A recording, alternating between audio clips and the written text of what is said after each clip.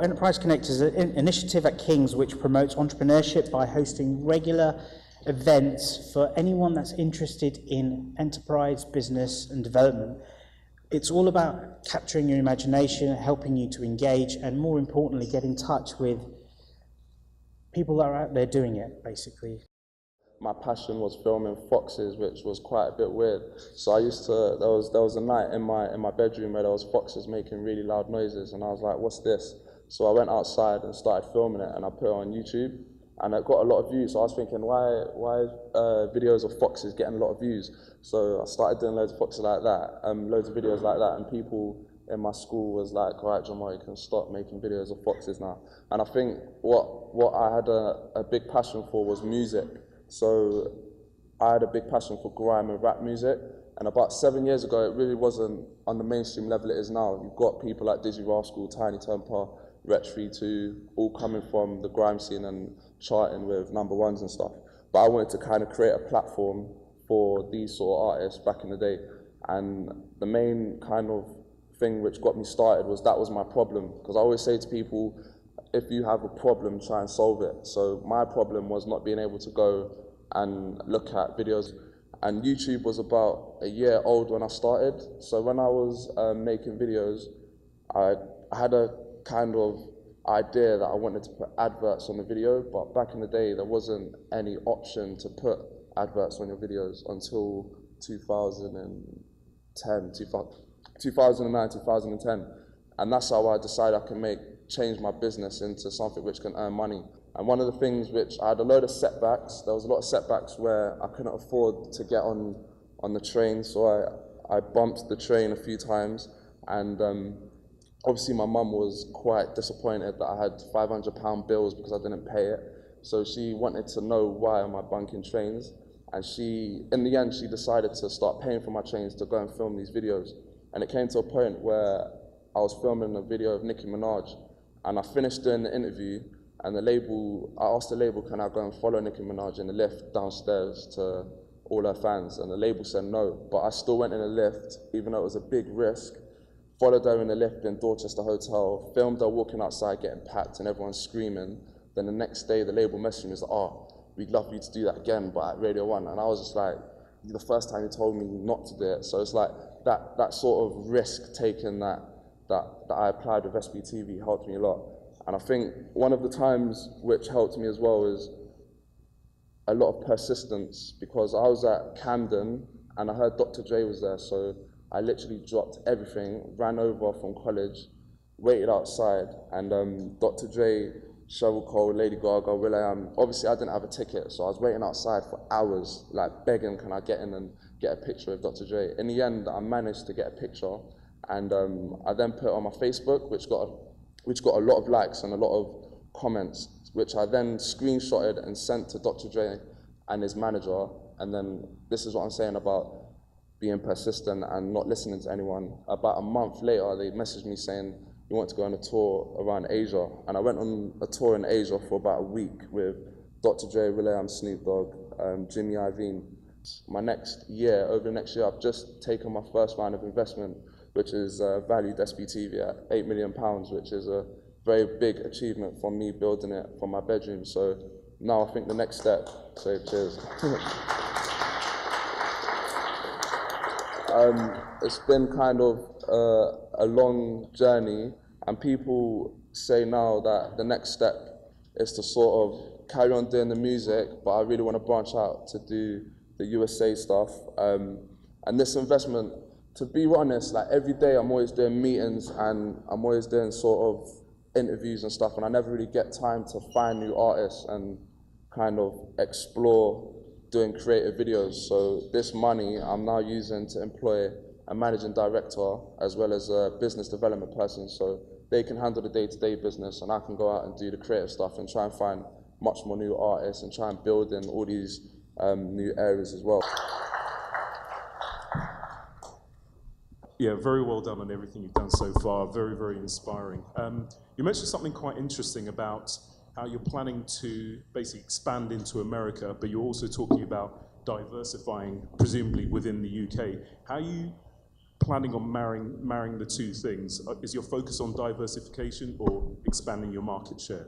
My main ethos was about talent is talent regardless of what genre you're in or regardless of what you do. So if you're a singer, you should be on a channel. At first it was just mainly MCs, so I realized I needed to kind of diversify it in terms of genre, but in terms of talent across the board, I just want to feature everything, whether you're a comedian, an actor, a documentary, an animator. And when I first started SBTV, it was just mainly for MCs, which was quite pigeonholed. So in terms of diversifying it, I'm looking at it as, if you've got talent, regardless of what it is, I want to try and feature you and showcase you either before the mainstream media does, or try and showcase you to inspire other people if you've already made a name for yourself. You know, basically when you started SBTV, you were one of the first people, or was the first person to do something like that. But after you started, loads of other channels came up doing like very similar things to what you've done. My question is, how did you stay ahead of the competition and keep yourself like something that number one? I was always looking at other people trying to I was getting quite distracted by them, but how I kind of stood ahead is I branched out a lot. These people might still be doing the same thing, and I think how I managed to branch out and build my audience is to like completely do stuff that no one else before I've done. I've done a video of Spike Lee, and like I've had like interviewed Richard Branson at his house in Oxford. Like people see that and they're like, wow, how did you do that? And I think if I keep doing stuff that shocks people, that will keep me ahead. And I think if it's out of the box, because I try and be out of the box as possible, because people are used to seeing music content, but now I'm trying to think, how am I going to shock people? Like, and that's what gets people talking a lot. It was a really inspiring talk. Thank you very much. My question is around marketing. So obviously, you know, you are doing everything on YouTube, and you are using the social media very effectively to do all your marketing. Do you use any other channels to do marketing? I think social media is good, and it's very good, but having someone tell you, I personally think if I get a recommendation from my friend saying check this video out, they're going to be much more inclined to check it out than getting an advert or someone tweeting you, because obviously you trust the judgment of your friend, and your friend might be on Twitter as well, and that might be an easier way for them to tell you. But I always think word of mouth has always been the best tool. I remember I went into Westfield and I changed every single Apple PC to SBTV. I nearly got in trouble for it, but everyone was talking about it, and everyone, when I'd come out of Apple, people was, oh my God, did you hear about like Jamal, you went and changed it? Oh yeah, you nearly got in trouble. That word of mouth is much more stronger than I think social media, and I think if you trend something on Twitter, it's like more global, but me personally, I will still trust the judgment of my friend. If my friend tells me to watch EastEnders, maybe not EastEnders, but if he told me to watch a TV program, I'm going to watch the TV program more than someone I don't know that's tweeting me. I think word of mouth is still quite strong. Everything Jamal's pretty much done through his history, he's gone out and persevered. Doesn't know what's going to come out at the end of it, but once you do get that end result, do something with it. You know, go back to Dr. Dre and tweet and look how many people have liked this picture. Because again, from that network and that whole sweat thing we were talking about earlier, you just don't know where it's going to take you. So I just wanted to tell you a little bit about my journey from King's College to what I'm doing now, and hopefully there'll be some lessons for budding entrepreneurs in there. I'm the founder and CEO of a company called 7 Digital, which is based in Shoreditch. We have over 100 staff. We have offices in New York, San Francisco, LA, Luxembourg, Berlin, and New Zealand. I'm not sure why New Zealand, but we're in the digital music world, and our first clients were the record labels, and a lot of the stuff we do is behind the scenes. We're not as famous as, say, a Spotify, who we do work with. We power a lot of stuff in the background. If anyone here has a Samsung phone, probably our software is on your device. We work with Samsung's one of our biggest clients, and BlackBerry's one of our biggest clients. The head of the student union, I can't remember her name, but she said, do you know anything about computers? And I said, yes, I'm a physics guy, so of course I know about computers. I didn't really know that much, but there's this thing called World Web. This is back in '96, right? So just bear with me. Someone's told us we need a website. Do you know how to do it? And I was like, yeah. And they were actually paying quite a lot of money for the time. I think it was £5 an hour or something. And so, yeah, I said, yeah, I can do it. And I sat in the student union office and I created the first King's College Student Union website. And I think the huge innovation was I created an animated GIF, which, trust me, at the time was a breakthrough. Now we have HD video and everything, but animated GIF was a massive, radical thing back in those days. I bought this magazine called Music Week, which is the industry's magazine, the music industry's magazine, and it had an ad for this thing that was starting called a website called Dot Music. And I kind of just wrote off a note saying, can I do an internship in the summer, or can I do some work experience in the summer? And I was really surprised to get an email back saying yes. And I met this guy who was responsible for starting this thing up. And I went in there, and I realized quickly that no one had a clue about how to create a website. They'd been told to do it, but they had no idea. And even me, with my very light knowledge, having just done the King's College student one, I said, yeah, of course I can do this. And I realized that it shows you that if no one else knows something, you become the master. And then they became completely reliant on me, because the website mostly was producing the UK charts, so the singles and albums chart every Sunday. As soon as Radio 1 did it at 7 o'clock we finished at 7 o'clock on a Sunday, they were putting it online. It was becoming hugely popular.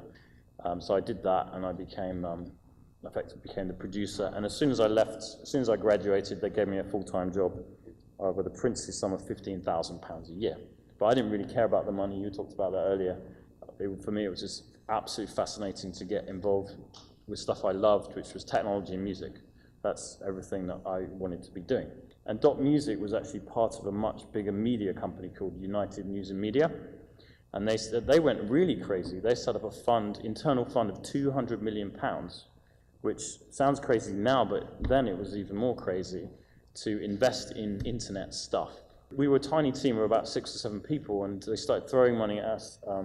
They put £20 million into it. They got McKinsey's a top consultancy and valued the business at £100 million. This was back in 1999. I think our turnover was probably like £200,000 a year. So pretty good multiple. But I started to think this was a bit insane, and you could see that things were turning, and the dot-com crash did come in 2000, and that was when I got headhunted to go to British Telecom to work on their new broadband stuff. Subsequently, I'd actually run an acquisition of my old company, so I ended up buying Dot Music for I think it was about £200,000 we bought the company, which was valued at 100 million 2 years before. We then sold it to Yahoo for about 3 million, and that created this perfect window of opportunity for me to go and start my own business. And I think that's what I really wanted to do. I had that, they call it scratching the entrepreneurial itch. I'd done my time in big corporations. I kind of got good experience there, and I don't regret that for a second. But in the first year, big mistake, for some reason I decided that I thought I could go rock climbing, and I thought I was quite good at it. Turned out I wasn't. I was in Wales, and I was trying to climb up this mountain, and I was trying to get these gadgets, I can't even remember what they're called, but things that hook into the rock. But while I was doing that, my legs gave way, and I fell down the mountain, smashed my leg, and spent the next 9 months on crutches. And when you start a business, that's not a good thing to do. Although, in hindsight, it probably focused my mind, because I couldn't go out. I was restricted to working pretty much all the time. So that's one of my tips, don't fall off a mountain. We raised money from Benchmark Capital Europe, who were the European arm of Benchmark in the US, who'd backed eBay. They had quite a lot of money, because they made quite a lot of money from eBay. And they put £1.5 million into my business back in 2005. And that enabled us to start building a team. And I think online businesses, digital businesses, all about the people. It's all about the talent of your developers or your programmers. It's really about the talent of the management team, talent of the whole people. We have very little other cost apart from our people. And it's critical, I think, with anyone who's thinking of starting a digital business, you've got to crack the US. I think I'd say it's almost impossible not to. Otherwise, what will happen is a US company trying to do the same thing as you will build up a big traction business in the US. There's 300 million people there, and they'll come over and squash you. Or they might buy you, which is maybe a good thing, but you've really got to try and get traction in the US. I think London is an incredible place to be an entrepreneur, but not for everything. I do think there's no secret that we don't have a Google here, we don't have a Facebook, we don't have an eBay, we don't have an Amazon. But what we're amazing at in the UK and in London is creative industries. We're amazing at music. We have the best music in the world. We have some of the best fashion. We have some of the best TV.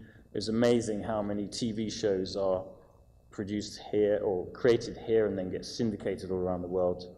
Who Wants to Be a Millionaire is in like 200 countries or something. So we're really good at creative industries. And I guess what we're doing in the Shoreditch area, which is kind of Silicon Roundabout or Tech City, is really a great mashup of creative industries and technology.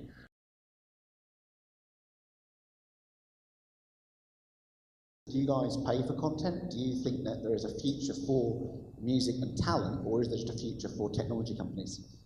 I always try and work with the artist as best as possible, whereas before I might do a video of the artist, and obviously they're not paying me, I'm not paying them, there's no money being exchanged, but I could make money off the adverts off the back of that video. But then I'd do a video of the artist and I'd let them wear their t-shirt, which then a load of whole people will buy, or they'll say, go get my mixtape from here, or go get my albums out now, my singles out now. So I work with an artist to create a campaign around them, so I'm getting something out of it and they're getting something out of it as well. So that's how I do it with an artist. Because before I would do a video of the artist and they would have nothing to promote, so it'd be like I'm getting all the money for the adverts, they're not really promoting anything, and then what are they doing? So now I try and work together with an artist, and if they've got something out, we'll do something together. I think it's a great question. We actually work with Tom and with Radiohead. We worked on In Rainbows and King of Limbs.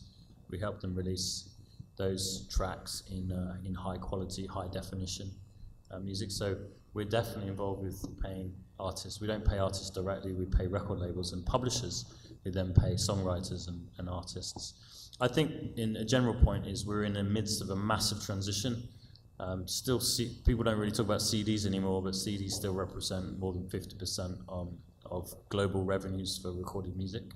Digital has passed 50% of sales in the US and the UK now, but in a lot of markets it's still a CD world, and it's quite funny because I spoke to some kids today, like, what are CDs? They just don't know what they are, and that's still a big part of it. So we're in this transition to digital. Streaming services are definitely being a part of it. YouTube is by far the biggest streaming service in the world. Spotify is doing quite well, and that's a good European success story. When you look at the numbers on a per stream basis, it looks kind of pathetic because it's 0.000000001 pence, but I think that's missing the point. Once these things get to scale, I think the money's going to be much larger. But there is a transition. I think artists now having to figure out different ways of making money. Recorded music's only one way. Touring, doing gigs, merchandise, all kinds of stuff. Making money directly on YouTube is going to be something that artists are going to do more of as well. So there's some economic challenges for sure, but it will get figured out. Maybe there'll be less money overall to go around, and maybe there'll be less people getting that money. But I think that creative musicians will figure it out, and they'll find a way to make a good living going forward. My name's Chandeep. I've been running Imagine Creativity for about 7 years. So it's a web design and development agency. But part of my issue is knowing when to grow my team. So at the moment, I do a lot of stuff from home in co-working spaces, but I'm really tempted to get that 200 square foot, 4 or 5 desks and get some people in. At what point would you suggest that should happen? I think you lose something when you don't have that human contact, when you have that just running over to someone at the next desk and come out of the brainwave. Sure, you could do it all via Skype and everything, but I think there's something, we are humans, right? I mean, we're not digital machines, so human contact. I would advise you to try and do it, but obviously it costs money and you have to sign maybe leases, although there's brilliant flexible working spaces now, right, in Shoreditch. I would do it as soon as you can. That's my advice. Yeah, they support. I know in Shoreditch there's a they're trying to support that whole tech city thing, like what Ben was talking about. And I think getting in there now, because they're taking in exceptions, they're getting application forms in now, because it's going to be happening over the next couple of years. What would you say was your biggest challenge, and how did you get through it? Would you say that were there points where you felt like you were going to give up your business? And I think the biggest challenge I had was going into meetings and getting people to take the channel seriously, because no one really got it. So when I used to go in and say, when I used to say I could make money off the channel, people was like, how are you making money off YouTube? And no one really got Google AdSense back then. So I think when I was going into these meetings and trying to get these bigger artists, I was like, why should we put our artists on your channel? It's too grimy, all of that. And that kind of got me down, because I wanted to grow it. My music taste is not just grime and rap. I do like other things as well. And there was times when people say no, and I was like, I'm going to give up, I'm not going to do it anymore. But I just kept on hitting them, kept on going to High Street Kensington, turning up at all the record labels, trying to ask for the A&Rs, the product managers, and kept at it. But I think that was the biggest challenge that I had to overcome. I think I'd agree with that to a certain extent. Like, you need to be persistent. Just staying positive. I don't know whether it's a British thing, but you go to America, you spend time on the West Coast, spend time in LA or whatever, and I think they're probably too positive actually a lot of the time. They're kind of you find it's a bit fake. Yeah. Call them the Jedi. Yeah, the glass half full thing. You've just got to remain positive. You're going to get lots of setbacks. You're going to make screw ups all the time. And you're going to be looking to the abyss. You're going to be looking at your bank balance running out. You're going to be thinking, oh my God, Google's going to crush us, Americans are going to crush us, or whoever's going to crush us. It's very easy to be negative, but you just got to find a way to remain positive. And almost, I call it a fine line between positivity and delusionment. You shouldn't cross over. If you start becoming delusional, that's not good. You could start becoming a bit insane. But you got to be quiet. You got to surf that line, I think. Being an entrepreneur to me personally means taking risks and not being scared and just going for it. I think what King's College and the Enterprise Connect movement's doing is amazing. I think, these kind of events allow expertise to be unlocked. Well, for me, coming to the Great Hall at King's College London is a bit of a homecoming. I was a student here. I thought it was excellent, very well organised and very insightful actually. I'm not a part of the creative industry, but I still took away a lot of information that I could use into my business and what I want to pursue, so I really enjoyed it. I learned a couple of tips about breaking internationally, networking, how to manage a team, so I've taken a lot away, yeah. What the guest speakers were speaking about, they had really great content. I learned quite a lot, and just learned about how they both begun and to where they've come now. I thought it was amazing. The most exciting part, obviously, is the networking part, where you can really go and meet the person that you want to engage with, and it's just amazing how the person sitting next to you could be that very person that you've been looking for ages. And yeah, networking is absolutely key.